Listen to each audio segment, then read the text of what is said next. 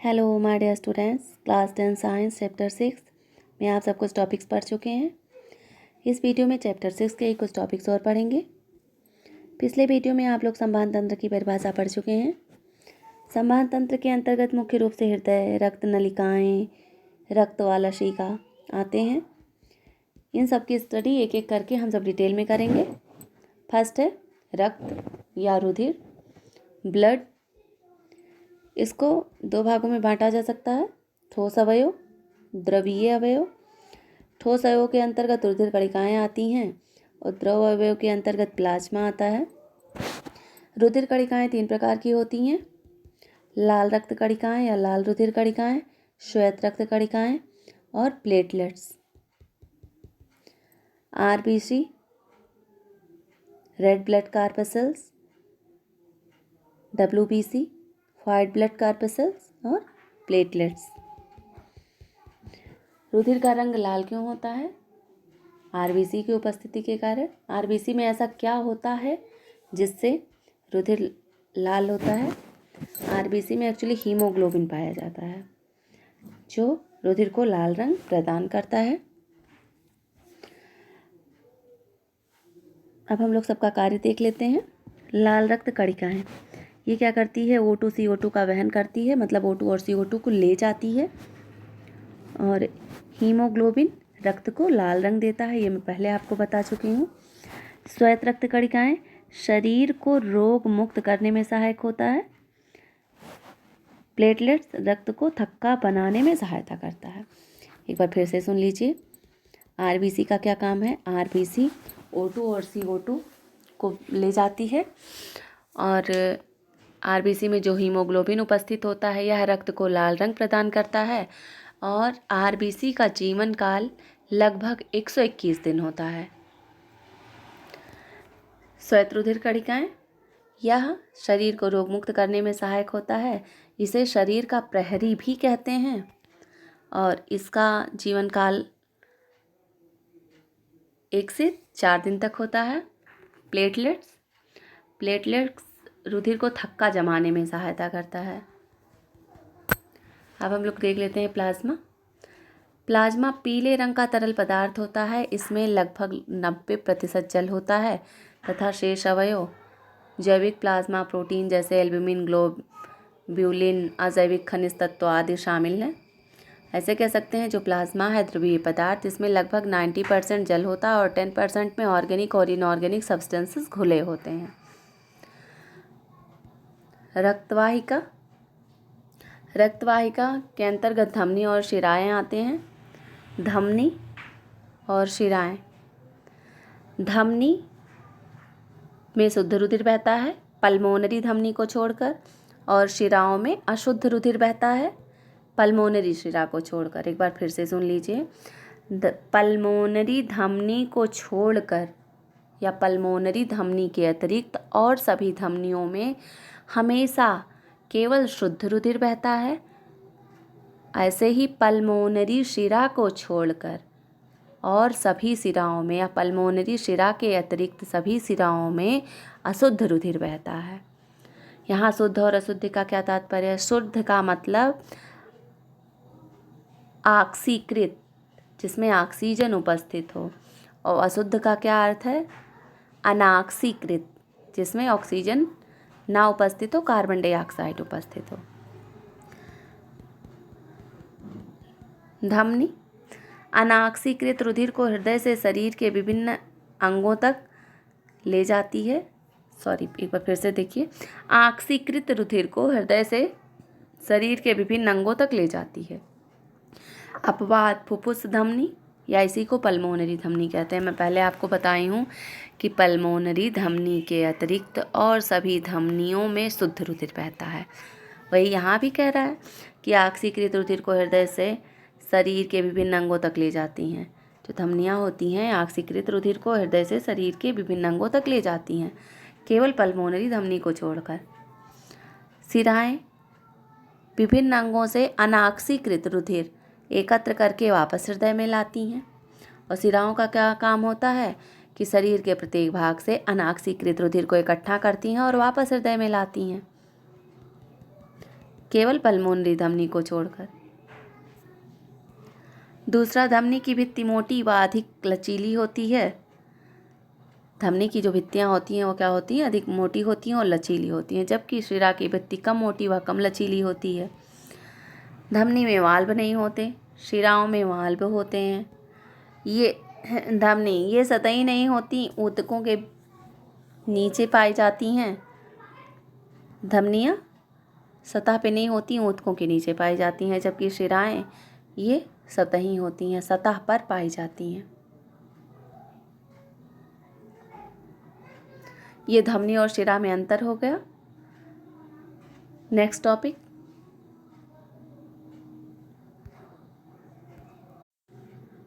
मानव शरीर में रुधिर परिसंचरण दर्शाने के लिए रेखा चित्र। इस रेखा चित्र से आप पता चलेगा कि मनुष्य के शरीर में रुधिर कैसे इधर से उधर घूमता है। पिछले पेज पे आप लोगों ने धमनी और शिरा में अंतर पढ़ लिया है। वहाँ से आप लोगों को ये समझ में आया होगा कि पल्मोनरी धमनी के अतिरिक्त और सभी धमनियों में आक्सीकृत रुधिर बहता है और पल्मोनरी शिरा के अतिरिक्त और सभी शिराओं में अनाक्सीकृत रुधिर बहता है। यहाँ देखिए, फर्स्ट फुफ्फुसीय शिरा, ये जो पल्मोनरी शिरा है ये ऑक्सीजनीकृत रुधिर ले जाता है, बाएं आलिंद में एकत्रित करता है। यहाँ हृदय के बारे में कुछ जान लीजिए आप।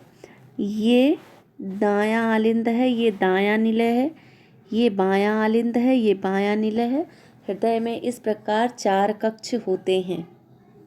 पर फिर से सुन लीजिए, हृदय में 4 कक्ष होते हैं, दायां आलिंद दायां निलय, बायां आलिंद बायां निलय।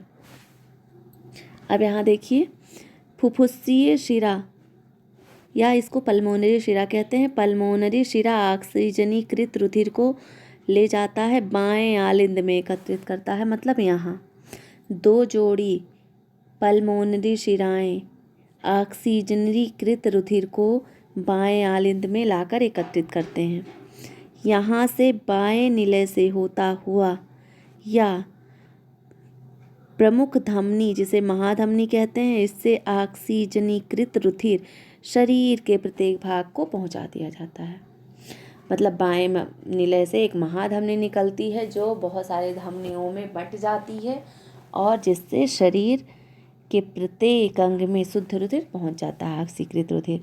अब कोशिकाओं के द्वारा ऑक्सीजन का उपयोग हो जाता है भोजन के ऑक्सीकरण में, जिससे ऊर्जा, कार्बन डाइऑक्साइड और जल मुक्त होते हैं। अब कार्बन डाइऑक्साइड युक्त रुधिर प्रमुख शिरा या महाशिरा के द्वारा, अब होता क्या है, शरीर के विभिन्न अंगों में बहुत सारे शिराएं हैं, वहाँ से एकत्रित होता है और एकत्रित होकर वो महाशिरा में जाता है।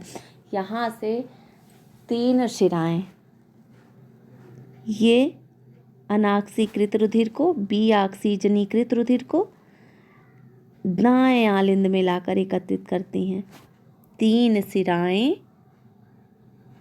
बी ऑक्सीजनीकृत अर्थात अनाक्सीकृत रुधिर को दाएं आलिंद में लाकर एकत्रित करती हैं। यहाँ से बी ऑक्सीजनीकृत अर्थात अनाक्सीकृत, जिसमें ऑक्सीजन नहीं है, कार्बन डाइऑक्साइड है, वह रुधिर दाएं निलय से होता हुआ पल्मोनरी धमनी से फेफड़ों में जाता है। यहाँ पर गैसों का आदान प्रदान होता है, अर्थात रुधिर से कार्बन डाइऑक्साइड फेफड़ों में चला जाता है और वहाँ से ऑक्सीजन रुधिर में आ जाता है। एक्चुअली होता क्या है कि रुधिर में उपस्थित हीमोग्लोबिन की कैपेसिटी होती है कि वह ऑक्सीजन को एब्जॉर्ब कर लेता है और ऑक्सीकृत हीमोग्लोबिन का निर्माण करता है।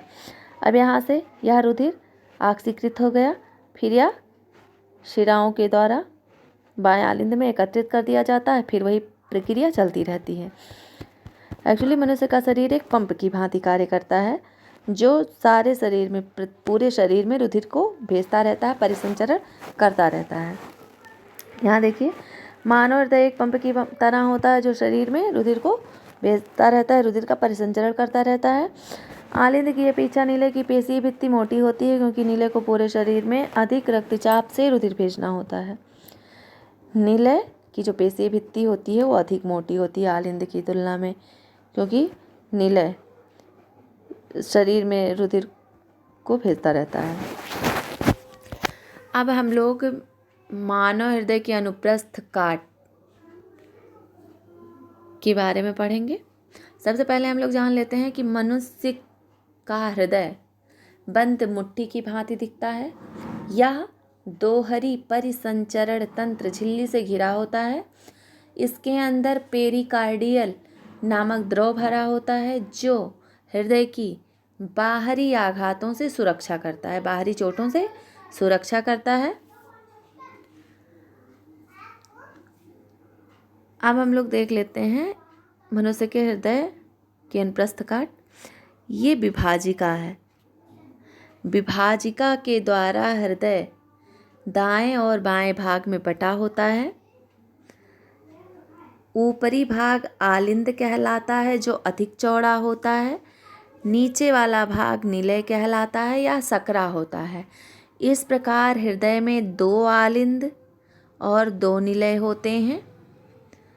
दाहिना आलिंद,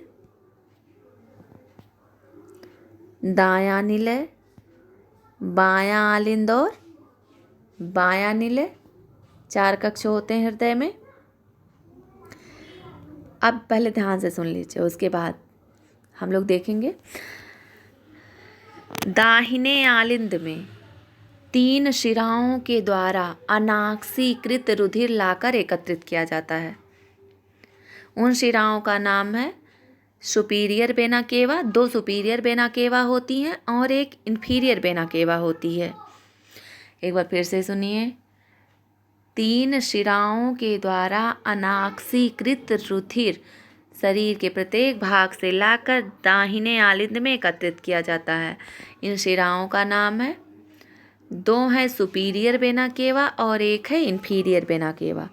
ये देखिए, शरीर के ऊपरी भाग से महाशिरा आ रही है, एक ये और एक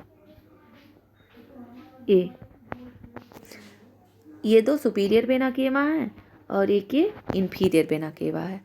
तो यही 3 शिराएं हैं जो अनाक्सीकृत रुधिर को लाकर दाहिने आलिंद में एकत्रित करती हैं।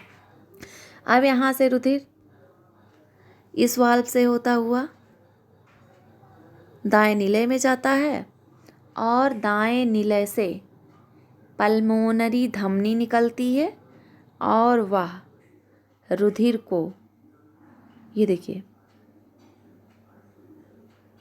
फुफ्फुस धमनियाँ, ये दाएं निलय से पल्मोनरी धमनी निकलती है और यह अशुद्ध रुधिर को ले जाती है फेफड़े के ऊपर शुद्ध होने के लिए। अब वहाँ पर एक्चुअली होता क्या, धमनियाँ धमनिकाओं में बढ़ जाती हैं और धमनिकाएं ही किसी कोशिका के अंदर जा सकती हैं क्योंकि धमनियाँ बहुत मोटी होती हैं। ऐसे ही शिरा बहुत मोटा होता है और शिरिकाएं मिलकर शिरा का निर्माण करते हैं। शिरिकाएं किसी कोशिका के अंदर जा सकती हैं। अब यहाँ से निलय से, दाएं निलय से अशुद्ध रुधिर पल्मोनरी धमनी से जाता है और यह फेफड़े के ऊपर चला जाता है। वहाँ पर गैसीय आदान प्रदान होता है जिससे कार्बन डाइऑक्साइड फेफड़े में चला जाता है और वहाँ से ऑक्सीजन रुधिर में आ जाता है। अब वहाँ से 2 जोड़ी पल्मोनरी शिराएं, जिसे फुफ्फुस शिराएं कहते हैं, 2 जोड़ी पल्मोनरी शिराएं शुद्ध रुधिर को लाकर बाएं आलिंद में एकत्रित कर देती हैं। अब बाएं आलिंद से रुधिर वाल्व के द्वारा बाएं निलय में चला जाता है और इस बाएं निलय से महाधमनी निकलती है।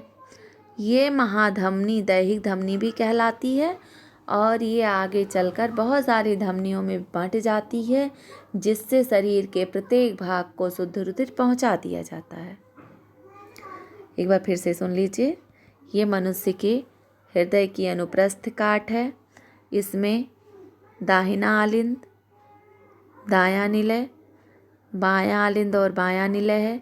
ये एक सेप्टम या विभाजिका द्वारा विभाजित होते हैं।